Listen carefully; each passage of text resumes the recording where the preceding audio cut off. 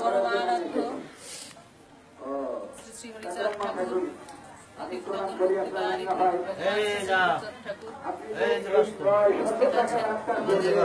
প্রাণের ঠাকুর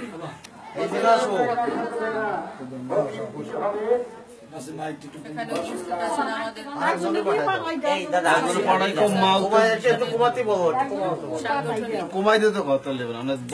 আমাদের মিন্টু বিশ্বাস উপস্থিত আছেন আমার সাথে যারা যারা শ্রীধাম থেকে এসেছেন তারা এছাড়াও বাবা এবং মায়েরা সবাইকে শ্রদ্ধা।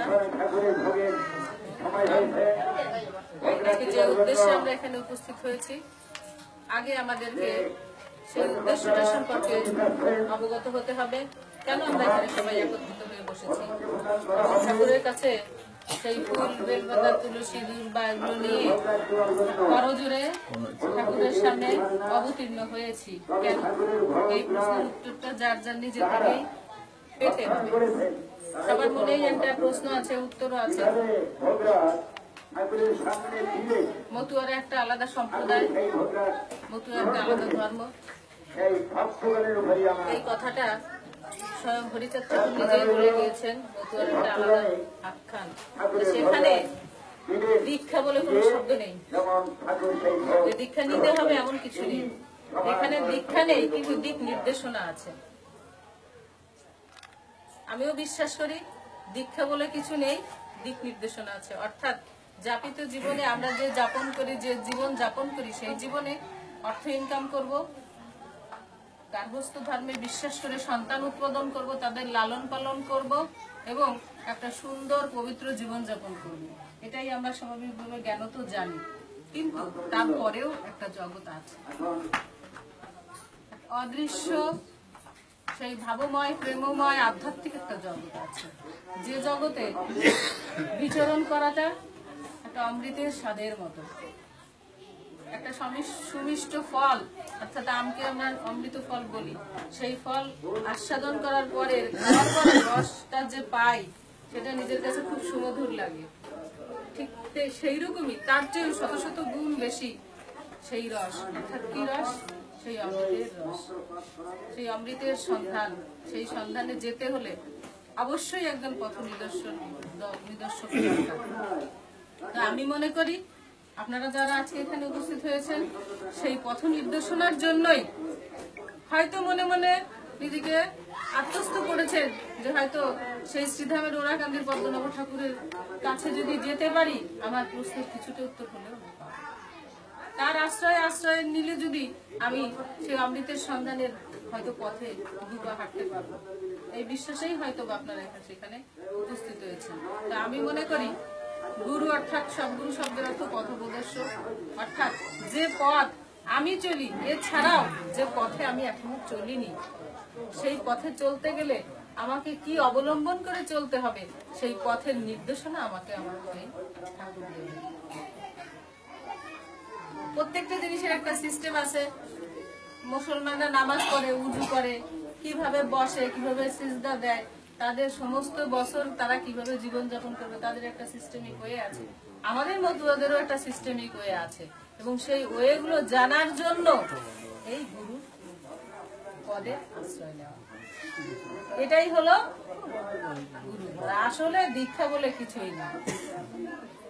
আমি বিশ্বাস করি আর সবচেয়ে বড় কথা, এই পথে যদি আমরা অগ্রসর হই, এই পথ নির্দেশনা যদি আমরা মেনে চলি, তবে আমরা অবশ্যই সবাই সংগঠিত হতে পারবো।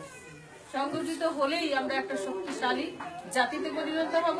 এই শক্তিশালী জাতি যখন আমাদের অবস্থান দৃঢ় হবে, তখন আমাদের সামাজিক, রাষ্ট্রীয়, ধর্মীয় সব দিক খুব দৃঢ়তার সহিত আমরা আমাদের পরিচয় গ্রহণ করব। অর্থাৎ আমরা কোনো কিছুতেই আর ভয় পাবো না। এটা বিশ্বাস করবো যে আমরা অনেক মতুয়া ভাই, একজনের বিপদে আরেকজন ঝাঁপিয়ে পড়বো। আমাদের সহায় আছে কে? ঠাকুর আমাদের সহায় আছে। এই জন্য যে পথ নির্দেশনা, আজকে যে নতুন পথে চলা, নতুন জীবন লাভ করা, এই নতুন জীবন লাভ করার জন্য আমরাও আপনাদের সাথে আছি, আপনারাও আমাদের সাথে আছেন। আমরাও যেমন আপনাদেরকে স্মরণ করে শক্তিশালী হয়ে উঠি, আমাদের মন উর্বর হয়ে ওঠে যে আমার অমুক সন্তান আছে, আমার বিপদে আপদে আমার পাশে এসে দাঁড়াবে। নিশ্চয়ই আপনারাও মনে মনে সেই ততটুকুই শক্তিশালী এবং উর্বর হন যে আমার বাবা মা আছে, শ্রীধামে আমার বাবা মা আছে, আমি সেখানে যে আমার মনের ব্যথা জানাবো, আমার সমস্যার কথা বলবো, যাতে তারা আমাদের একটা সুন্দর সুষ্ঠু সমাধান দিতে পারে। এবং সর্বোপরি আমরা সবাই মিলে, আমরা সবাই মিলে একটা জাতি, আমরা সবাই মিলে একটা সংগঠন। অনেকগুলো কঞ্চি আলাদা আলাদা ভাবে রাখলে আলাদা আলাদা ভাবেই সেগুলো ভেঙে ফেলা যায় মটমট করে, কিন্তু অনেকগুলো কঞ্চি যখন একত্র করা যায় সেগুলোকে ভাঙা খুব কষ্ট হয়। তদ্রুপ আমরা এই মতুয়া সবাই মিলেমিশে থাকবো। এই জন্য গুরুচাঁদ ঠাকুর একটা সুন্দর কথা বলে গেছেন, ঝাড়ের বাঁশ ঝড়ে পড়ে না, জড়ায় করায় থাকিস। অর্থাৎ যে বাঁশ এক বাঁশের ঝাড়ের মধ্যে থাকে, জল বৃষ্টি ঝঞ্ঝা যাই আসুক না কেন, বাঁশটা কিন্তু একদম মস্তে পড়ে যায়, একটার সাথে একটা লেগে থেকে যায়, অর্থাৎ পড়ে না। ঠিক তেমনি আমরা মতুয়ারা যদি সবাই সবার সাথে জড়ায় থাকি, কেউ আমাদেরকে ভেঙে ফেলতে পারবে না। আর গার্হস্থ প্রশস্ত ধর্ম জীবে শিক্ষা দিতে হরিচাঁদ অবতীর্ণ হলেন অবনীতে। আজকে অবনী অর্থাৎ পৃথিবী, এই পৃথিবীতে হরিচাঁদ ঠাকুর এমন সুন্দর একটি বার্তা নিয়ে এসেছেন, এমন সুন্দর একটি পথ নির্দেশনা নিয়ে এসেছেন, এমন সুন্দর একটি জীবন যাপনের প্রণালী নিয়ে এসেছেন, যেটা খুব সুন্দর কথা। খেয়ে মাছের ঝোল, শুয়ে রমণীর কোল, মন একবার আনন্দে হরি হরি। অর্থাৎ খুব সুন্দর একটা পথ তিনি দেখিয়ে গিয়েছেন। এখানে কোনো সুতমার্গ নেই, এখানে কোনো দেশাদেশি নেই, এখানে কোনো হিংসা বিদ্বেষ নেই।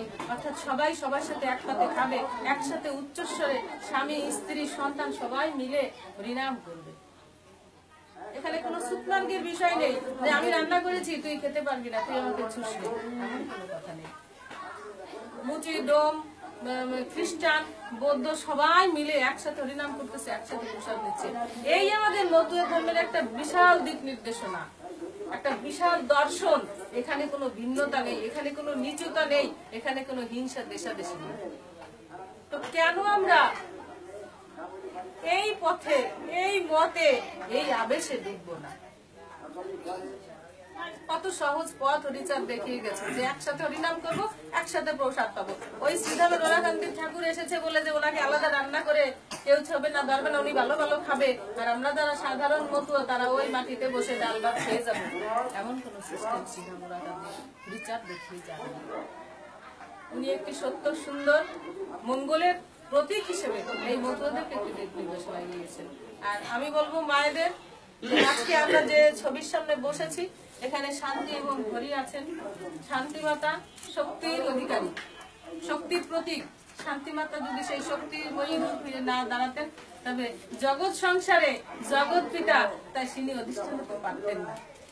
যত কষ্ট দুঃখ ক্লেশ শান্তি মাতা বয়ে গেছেন, যার জন্য তিনি তার স্বামীকে এই বিশ্বময় কর্তার সেই অবস্থানের দৃঢ় অঙ্গীকারে আবদ্ধ হয়ে তিনি সমস্ত কষ্টগুলো নিজের মেনে নিয়েছেন। এবং শান্তি হরির জীবন আলেখ্য আপনারা যতই পাঠ করবেন, লীলামৃততে আছে এবং বিভিন্ন গ্রন্থে আছে, দেখবেন শান্তিমা কিরকম সহ্য করেছে। সীতা যখন রামের সাথে তার শ্বশুর বাড়িতে যাবে, তখন সীতা তার মাকে প্রশ্ন করেছিল, মা আমি তো রামের সাথে নতুন সংসার করতে যাচ্ছি, আমি কি নিয়ে যাবো মা, তুমি আমাকে কি দেবে, কি বলে দেবে? তখন সীতার মা তাকে কি বলেছিলেন যে মা গো, আমি তোমাকে 4টা কথা বলবো, তুমি সেই 4টা কথা অনুযায়ী চলবে, দেখবে তোমার জীবনে আর কোনো কষ্ট দুঃখ ক্লেশ থাকবে না, তুমি মাটির মতো সইবে। তোমার সংসারে যত বয়োজ্যেষ্ঠরা আছে সবাইকে তুমি সমীহ করবে, সম্মান করবে, তাদের কথা মেনে চলবে। 3, তোমার স্বামী কখন কোন পরিস্থিতিতে কোন অবস্থানে থাকে সেটা বুঝে শুনে গুনে তুমি উত্তর দেবে, কথা বলবে। আরেকটা কথা বলছে, সেটা আমি এখন আর এর মধ্যে বলবো না। এই 4টা কথা দিয়েই তার কন্যাকে সে রামের হাতে তুলে দিয়েছিল। কিন্তু সত্যিকার অর্থে যাপিত জীবনে আমরা সেই মাটির মতো কিছু সই না। কেন বললে, কেন করলে স্বামীর সাথে তর্ক করেই যাই, কেন আমি পাবো না, এটা আমার অধিকার, এই সেই ইত্যাদি ইত্যাদি, যার জন্য আমরা সংসার জীবনে খুবই অসুখী। আমি বলবো প্রত্যেকটা মায়েরই উচিত তার মেয়েকে যখন পরের বাড়ি শ্বশুর বাড়িতে পাঠায় তখন এই সুন্দর সুন্দর কথাগুলো বলে দেওয়ার জন্য। কিন্তু এমনই অভাগা, এমনই দুর্ভাগা আমরা সেই মায়েরা এই রামায়ণ সম্পর্কেও জানেন না এবং তথ্যগত তাত্ত্বিক দর্শনের ধর্মীয় দর্শনের আমাদের মায়েরা অনেকেই জানেন না, বুঝাই বলতে পারে না।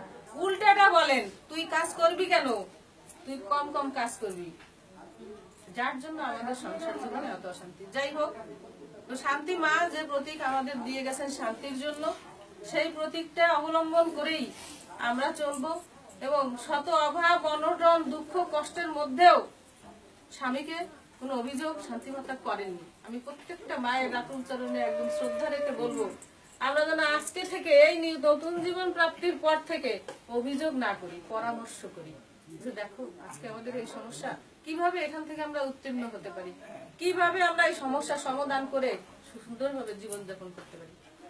এতটুকু একটা ক্ষুদ্র জীবন, এখান থেকে ওরা কান্দে ফিরে নাও যেতে পারে, তার মধ্যে এত অশান্তি রেখে তো কোনো লাভ নেই। আছে যতটুকু আমার, তা আমার কাছে এমনিতেই আসবে, যে আমার নয় তাই নিয়ে আমি যত যুদ্ধ করি তা কোনোদিনও আমার হবে না। মায়েদের বলবো, অবশ্যই সন্তানদের প্রতি আপনারা সুন্দর দৃষ্টি রাখবেন, অন্তত 16 বছর না হলে মোবাইলটা হাতে দিবেন না এবং সন্তান কি করে কোথায় যায় এটা লালন পালন করে তাদেরকে সুশিক্ষায় শিক্ষিত করবেন। যদিও করো ভিক্ষা সন্তানদের দিও শিক্ষা, গুরুচাঁদের এমন সুন্দর অমোঘ বাণী। অনন্ত অসীম যদি দেখিবারে চাস, ধর্ম নয় আগে তুই শিক্ষা জলে ভাস। মানুষ যদি শিক্ষিত হতে পারে তবে মানুষ সত্য, সুন্দর, ন্যায়, অন্যায় এগুলো বুঝতে পারে।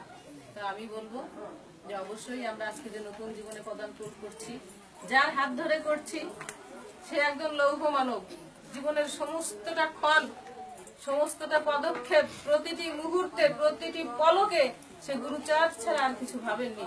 তার সমগ্র জীবন এই গুরুচাঁদের আর সংগঠন, এই হরিচাঁদ ঠাকুরের ধর্ম এবং এর প্রচারের জন্য তার জীবনের প্রতিটি, মনে করি যে একটু একটু রক্তবিন্দু যদি উনি দিয়ে থাকেন আর তার ভিতরে আর কিছু নেই। আমি বিশ্বাস করি, সামনাসামনি প্রশংসা করা ঠিক না, যে তার ধ্যান জ্ঞান উনি শুয়েও বোধহয় চিন্তা করে যে কিভাবে আমার এই মতুয়া ধর্মের প্রচার হবে, দিকে দিকে হরিনাম ধ্বনিত হবে, দিকে দিকে মতুয়া আদর্শে সুস্থ সুন্দর জীবনযাপন করবে। আমরা আর কয়দিন, আমরা হয়তো আর বাঁচবো না, কিন্তু এই মতুয়াদের জন্য তার সমস্ত জীবন সে রাস্তাঘাটে পথে খেয়ে নেখে না খেয়ে নির্ঘুম কাটিয়ে দিয়েছেন। ঠিক তদ্রুপ করে গিয়েছেন আমার ভগবান গুরুচাঁদ ঠাকুর। ঘুমাননি, খাননি, এমনকি সেই ব্রিটিশ দরবারে যে মিথ্যে কথা বলেছেন, আমাকে একটা স্কুল করে দেন, আমাকে একটা সুন্দর জাতি দেন, আমি খ্রিস্টান ধর্ম গ্রহণ করব। দেখেন ভগবান সেও তার জাতির সাথে মিথ্যে কথা বলে। তো আমি বলবো, সেই গুরুচাঁদের পদাশ্রয়ে যেতে, সেই গুরু হরিচাঁদের পদাশ্রয়ে যেতে আপনাদের এই যে সবার মন আজকে একত্রিত হয়েছে, এই জন্য আমি আপনাদের শত শত কোটি প্রণাম জানাই যে আপনারা আজকে ঠাকুরের পদে আপনাদের সবাইকে আশ্বস্ত করেছেন। যাই হোক, এইভাবে আমি বিশ্বাস করি একদিন সবাই এই হরিনামের প্রেমে ভেসে যাবে। এই প্রেম বন্যায় যেমন সবকিছু ভাসিয়ে নিয়ে যায়, একটা খড়কুটো থেকে শুরু করে বৃহৎ একটা গাছ, এই হরিনামের প্রেম বন্যায় সবাই ভেসে যাবে, সবাই ভেসে যাবে এবং সবাই ভেসে যাবে, এটা আমি বিশ্বাস করি। আর সন্তানদেরকে লীলামৃত বইটা দিবেন, দ্বাদশ আজ্ঞা অন্তত প্রতিদিন একবার করে তারা পড়বে, আস্তে আস্তে বড় হলে বুঝতে শিখবে। যে ছেলে পড়াশোনা করতে জানে, দ্বাদশ আজ্ঞা লীলামৃতের বন্দনাটা সুন্দর করে লিখে পড়ার টেবিলে সুন্দর করে টানিয়ে রাখবেন এবং সকালে ঘুম থেকে উঠেই হরি ওম হরি ওম হরি ওম, এটা সেই নাভি মুখ থেকে বক্ষ থেকে কণ্ঠে, কণ্ঠ থেকে ব্রহ্মতালুতে যাবে, এটা সে পাঠ করে বিছনা থেকে ডান পাও দিয়ে নিচে নামবে, নামার পরে সমস্ত কাজগুলো করবে। আর সবসময় তাদেরকে ওই যে দ্বাদশ আজ্ঞার বাণীগুলো আপনিও চর্চা করবেন, আপনার সন্তানকেও চর্চা করাতে বাধ্য করবেন, তবেই আপনার সন্তান সত্যিকার একদম আদর্শ মতুয়া হবে, আদর্শ মানুষ হবে। আর যে পথে যাচ্ছেন এই পর্যন্ত 25 বছরে কত ভক্তরা যে এই আশ্রয়ে এসেছে, কিন্তু অনেকে আর ফোনও করে না, যোগাযোগও দেয় না, সিধা মেজাই একটু মাও ডাকে না। বাবা তোমাদের দুয়ারে দুয়ারে ভালো একখান কাপড় পাবো, 500 টাকা পাবো, ভালো খেতে যাবো, এই আশায় ঘুরি না।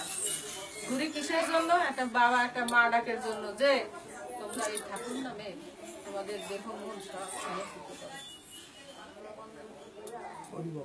তো যাই হোক, শুধু আজকের এই পর্বের পরে নয়, সবসময় শ্রীধাম আপনাদের, শ্রীধামে আপনারা যাবেন, ওই শ্রীধামের প্রতিটি কক্ষ আপনাদের, ওই শ্রীধামের সমস্ত চাল ডালের অধিকার আপনাদের, সমস্ত কিছুর অধিকার আপনাদের। আপনারা যে আপনাদের বাবার বাড়িতে সন্তান যেমন অধিকার করে সেইভাবেই অধিকার আপনারা স্থাপন করবেন। অধিকার কেউ কাউকে দেয় না, অধিকার অর্জন করে নিতে হয়, সেই অর্জনটা আপনারা করবেন, যোগাযোগটা রাখবেন, আর সুস্থ সুন্দরভাবে জীবনযাপন করেন। আর ঠাকুর কি কথা বলে সেটা শুনেন, ঠাকুরের দর্শন, গুরুচাঁদ ঠাকুরের কর্মজীবন, এই 2-1 ঘন্টা কেন 2-1 জীবন আলোচনা করলেও পুরো। তো যাই হোক, আমি যে কথাগুলো বললাম ভুল ত্রুটি হলে ক্ষমা সুন্দর দৃষ্টিতে দেখবেন, আর সবাই ভালো থাকবেন। জয় জয় শান্তি হরি গুরুচাঁদ।